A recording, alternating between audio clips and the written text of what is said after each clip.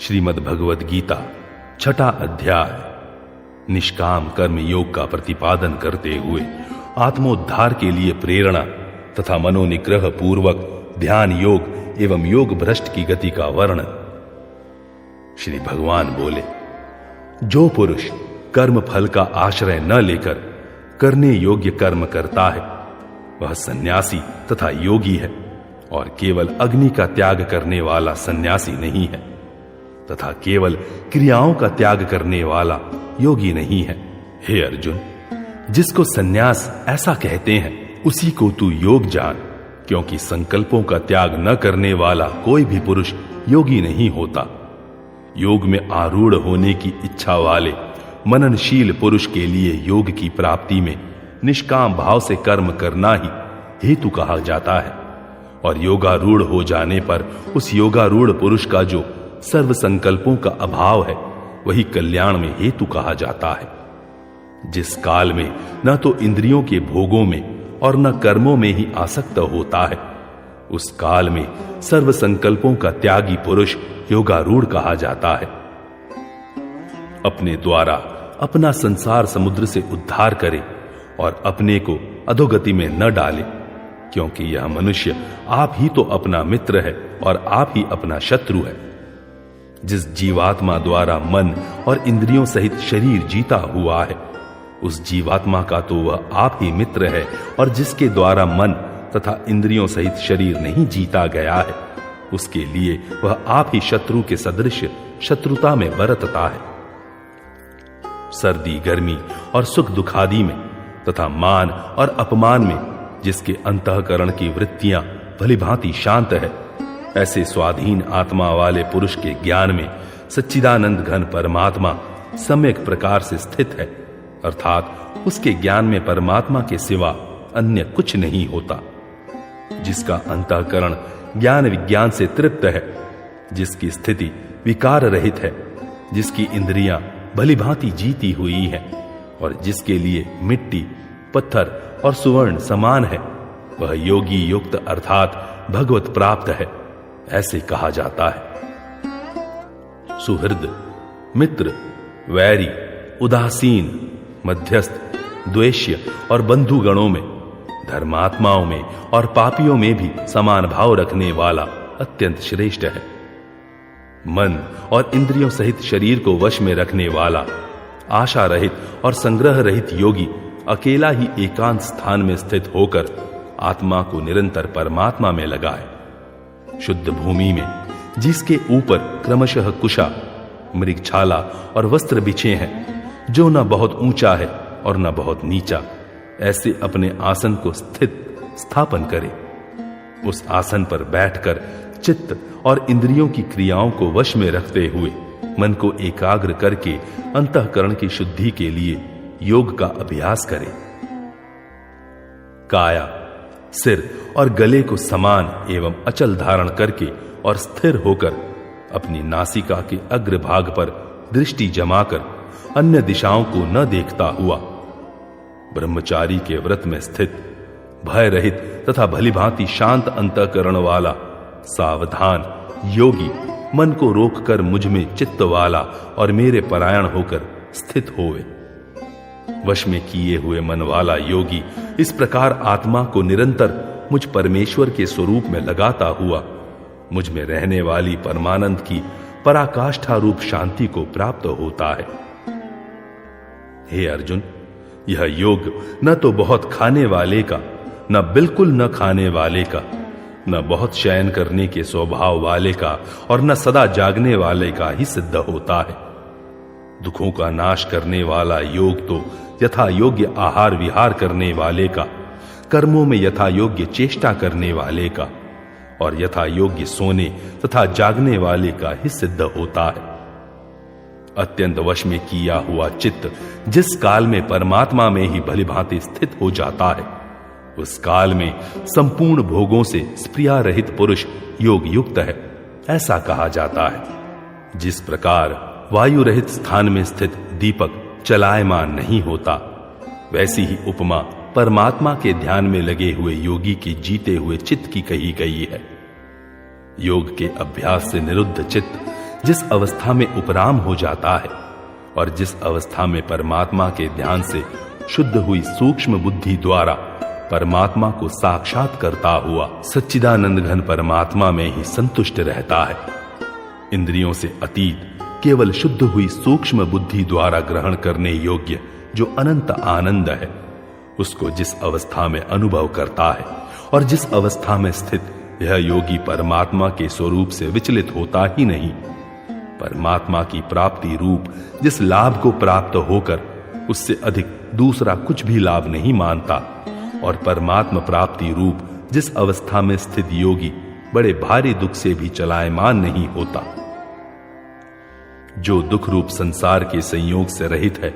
तथा जिसका नाम योग है, उसको जानना चाहिए। वह योग न उकताए हुए अर्थात धैर्य और उत्साह युक्त चित्त से निश्चय पूर्वक करना कर्तव्य है।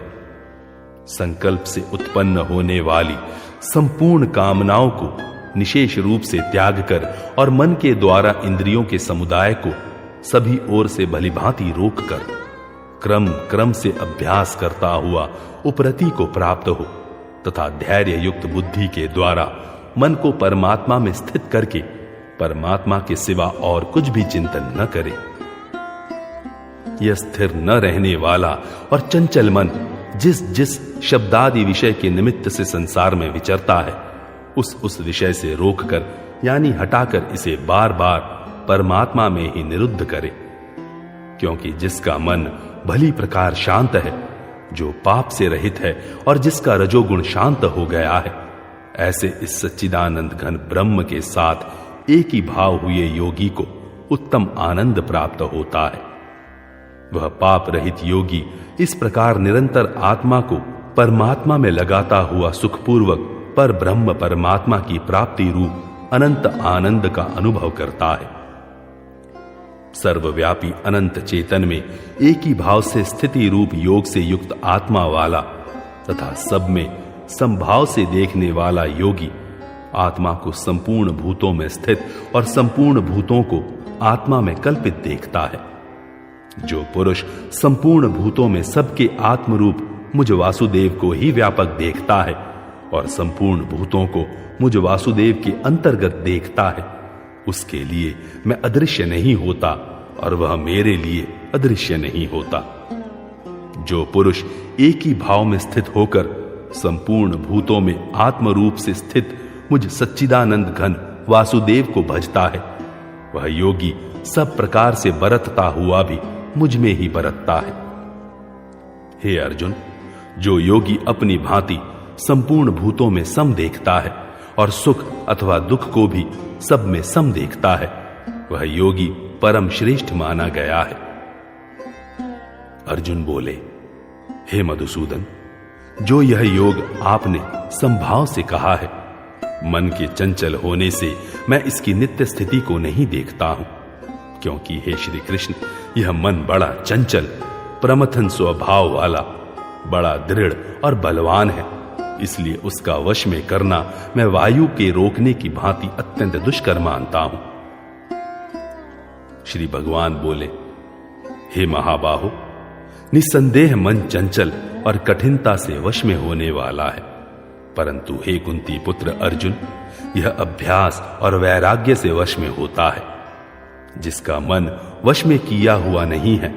ऐसे पुरुष द्वारा योग दुष्प्राप्य है, और वश में किए हुए मन वाले प्रयत्नशील पुरुष द्वारा साधन से उसका प्राप्त होना सहज है, यह मेरा मत है। अर्जुन बोले, हे श्री कृष्ण, जो योग में श्रद्धा रखने वाला है किंतु संयमी नहीं है,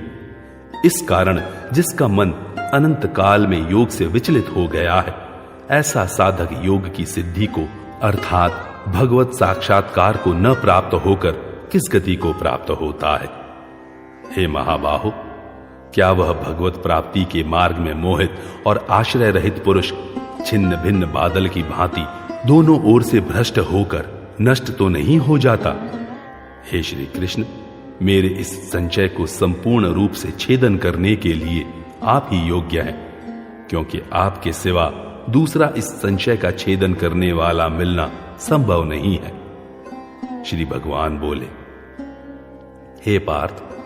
उस पुरुष का न तो इस लोक में नाश होता है और न परलोक में ही, क्योंकि हे प्यारे, आत्मोद्धार के लिए अर्थात भगवत प्राप्ति के लिए कर्म करने वाला कोई भी मनुष्य दुर्गति को प्राप्त नहीं होता। योग भ्रष्ट पुरुष पुण्यवानों के लोकों को अर्थात स्वर्गादि उत्तम लोकों को प्राप्त होकर उनमें बहुत वर्षों तक निवास करके फिर शुद्ध आचरण वाले श्रीमान पुरुषों के घर में जन्म लेता है, अथवा वैराग्यवान पुरुष उन लोकों में न जाकर ज्ञानवान योगियों के ही कुल में जन्म लेता है। परंतु इस प्रकार का जो यह जन्म है, जो संसार में निसंदेह अत्यंत दुर्लभ है, वहां उस पहले शरीर में संग्रह किए हुए बुद्धि संयोग को अर्थात समबुद्धि रूप योग के संस्कारों को अनायास ही प्राप्त हो जाता है। और हे कुरुनंदन, उसके प्रभाव से वह फिर परमात्मा की प्राप्ति रूप सिद्धि के लिए पहले से भी बढ़कर प्रयत्न करता है। वह श्रीमानों के घर में जन्म लेने वाला योग भ्रष्ट पराधीन हुआ भी उस पहले के अभ्यास से ही निस्संदेह भगवान की ओर आकर्षित किया जाता है, तथा समबुद्धि रूप योग का जिज्ञासु भी वेद में कहे हुए सकाम कर्मों के फल को उल्लंघन कर जाता है। परंतु प्रयत्न पूर्वक अभ्यास करने वाला योगी तो पिछले अनेक जन्मों के संस्कार बल से इसी जन्म में संसिद्ध होकर संपूर्ण पापों से रहित हो फिर तत्काल ही परम गति को प्राप्त हो जाता है। योगी तपस्वियों से श्रेष्ठ है, शास्त्र ज्ञानियों से भी श्रेष्ठ माना गया है, और सकाम कर्म करने वालों से भी योगी श्रेष्ठ है। इससे हे अर्जुन, तू योगी हो। संपूर्ण योगियों में भी जो श्रद्धावान योगी मुझ में लगे हुए अंतरात्मा से मुझको निरंतर भजता है, वह योगी मुझे परम श्रेष्ठ मान्य है। इस प्रकार श्रीमद् भगवद गीता पर्व के अंतर्गत ब्रह्म विद्या एवं योग शास्त्र रूप श्रीमद् भगवद गीतोपनिषद श्री कृष्ण अर्जुन संवाद में आत्म संयम योग नामक छठा अध्याय पूरा हुआ।